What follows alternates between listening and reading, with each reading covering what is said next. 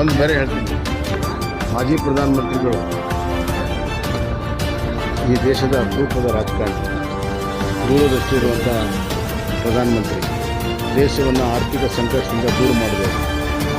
RBI governor ಆಗಿ, world ಬ್ಯಾಂಕಿನ ಭಾರತ ಪ್ರತಿನಿಧಿಯಾಗಿ ಅಪಾರವಾದ ಅನುಭವವನ್ನು, ಭಾರತದ ಆರ್ಥಿಕ ಸ್ಥಿತಿಯನ್ನು ಸುಧಾರಿಸಲು ಅವರು ಸಂಪೂರ್ಣವಾಗಿ ಮೀಸಲಿಟ್ಟಿದ್ದು ಇವತ್ತು ಭಾರತ ಸದೃಢವಾದಂಥ ಆರ್ಥಿಕ ಒಂದು ಸ್ಥಾನದಲ್ಲಿದೆ.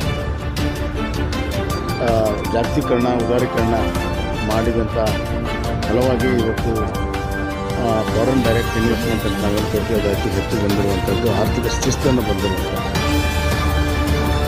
ಇದರ ಜೊತೆಗೆ ಒಂದು ವಿಶೇಷ ಅಂತಂದರೆ ಮನಮೋಹನ್ ಸಿಂಗ್ ಅವರು ಮತ್ತು ಹುಬ್ಬಳ್ಳಿಗೆ ಭಾಳ ಹತ್ತಿರವಾದಂಥ ನೆಂಟಿದೆ.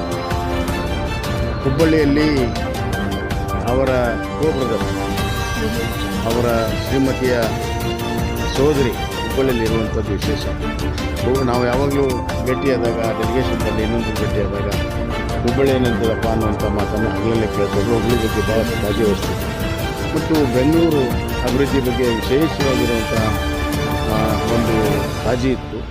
ಸುಮಾರು 5,000 ಕೋಟಿ ಆ ಸಂದರ್ಭದಲ್ಲಿ ಬೆಂಗಳೂರಿನ ಅಭಿವೃದ್ಧಿಗೆ, ಮೆಟ್ರೋಗೆ ಕೊಡುವಂಥ ಕೆಲಸವನ್ನು ಅನುಮೋದನೆ ನಾವು ಮಾಡಿರುವಂಥದ್ದು ಸ್ಮರಣೆ ಮಾಡ್ಕೊಳ್ತೀವಿ. ಹೀಗಾಗಿ ಸಮಗ್ರ ದೇಶದ ಅಭಿವೃದ್ಧಿಯಲ್ಲಿ ಅವರ ಕೊಡುಗೆ ಭಾಳ, ಅವರ ಮಾರ್ಗದರ್ಶನ ಇವತ್ತು ಅವಶ್ಯಕತೆ ಇತ್ತು. ಅವರ ಅಗಲಿಕೆಯಿಂದ ಭಾಳ ದೊಡ್ಡ ದೇಶಕ್ಕೆ, ನಾಡಿಗೆ ನಷ್ಟ ಆಗಿದೆ. ಆ ಅಗಲಿಕೆಯ ಒಂದು ದುಃಖವನ್ನು ಭರಿಸುವಂಥ ಶಕ್ತಿ ಅತ್ಯುತ್ತಮ ಸದಸ್ಯರು.